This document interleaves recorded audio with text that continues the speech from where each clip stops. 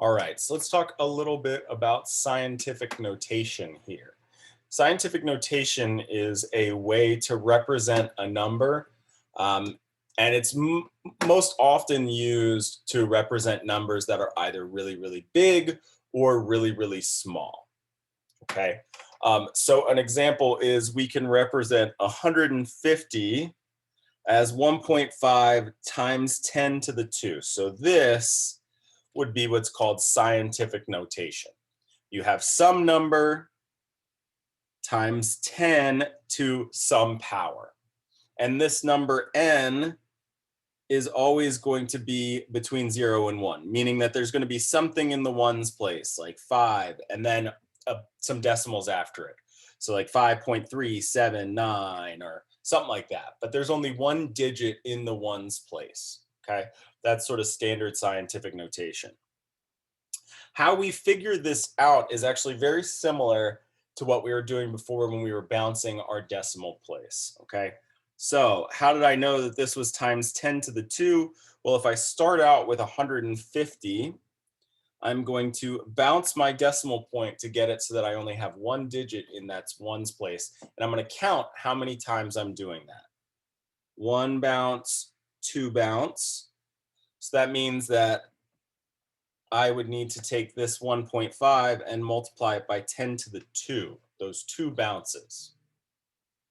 Okay, and you can sort of punch this into your calculator, the 1.5 times 10 to the 2, and convince yourself that that is indeed the same thing as 150. Okay, so if we're going to sort of now just do some more examples here. Again, we're bouncing to the left, so that's how we know that we're getting those positive exponents, big numbers. I'm going to start at my decimal. And of course, even when the decimal isn't explicitly given, you know where it is, right? Because this last digit given is the ones place, so there has to be a decimal there. So 1, 2, 3, 4, 5, 6, 7, 8. I'm going to stop there because that puts one digit in the ones place.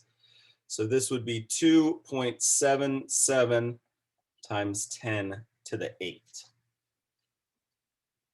Okay, and and again, these numbers are exactly equivalent to one another. It's just a different way to represent the same number. And why is it nice? Because it's nice and neat and compact, right? I don't have to have all these zeros at the end. If you're copying this number down from one piece of paper to another piece of paper, it might be easy to leave off a zero on accident. So this is just a more sort of convenient way to write it. And then we can sort of convince ourselves that this makes sense because 10 to the 8 is a really big number, right? 10 to the 8th means 10 times 10 times 10 times 10 times 10 times 10 times 10 times 10, 8 times, right? That's going to be a really big number. Well, this number up here, 277 million, that's a really big number, right? So it makes sense that I'm taking 2.7 and multiplying it by what amounts to 100 million in order to get my answer. Okay, but in terms of how I'm putting it in scientific notation, I'm counting bounces. So for this example here, 1, 2, 3, 4, 5, 6, 7, 8, 9, 10. So this would be 9.38 times 10 to the 10. Notice how I'm not including all of those zeros when I'm putting it in scientific notation. That's part of the convenience here. Last example here, 1, 2, 3, 4, 5, 6. So this would be 5.5 times 10 to the 6. Okay, again, all these numbers are equivalent to one another. They're just different ways of representing the same number. How do I go about doing it when I have a number that's less than 1, right? So what we were just talking about was really big numbers. How do I do it with this small number? Same sort of idea, but we're going to be bouncing our decimal place to the right instead of to the left. And that will equate to a negative exponent. Okay, so if I took, for example, This one is 0.5. If I wanted to put that in scientific notation, I would bounce it one jump to the right. Well, this would be equivalent to 5 times 10 to the negative 1, right? So one jump to the right is equivalent to an exponent of negative 1. Okay. And again, this is, the real thing here is it's a little weird when you're talking about smaller numbers like 0.5. That's pretty easy to deal with, right? But what if I had something like this? Or a really large number like this? This is when putting it in scientific notation is really, really convenient, right? Because rather than writing, everything in this big ugly green box, I could express this same thing as 2.994 times 10 to the negative 26.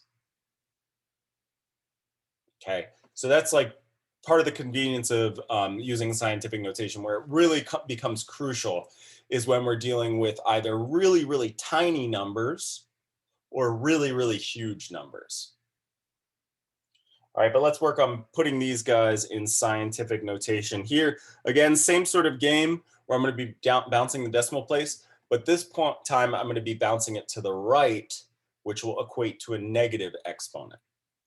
So 1, 2, 3, 4, 5, 6, 7, 8. So this would be 3.38 times 10 to the negative 8. I went to the right 8 times, so that corresponds to a negative exponent, 10 to the negative 8. My next example, again, starting at the decimal, 1, 2, 3, 4, 5. So this number would be the same as 2.1 times 10 to the negative 5. Okay, and then the last one, 1, 2, 3, 4, 5, 6, 7, 8, 9, 10, 11, 12. This number would be the same as 2.44 times 10 to the negative 12. Again, both of these in all of these cases, these represent the same number. Oh, I'm sorry, to the negative 12. Represent the same number. The difference is just, the compactness, the convenience with which it's being used. Might not seem very convenient at first because you're not familiar with scientific notation, but once you get good at it, you would much prefer to write 2.44 times 10 to the negative 12 than all of those zeros, 0.000, whatever, okay?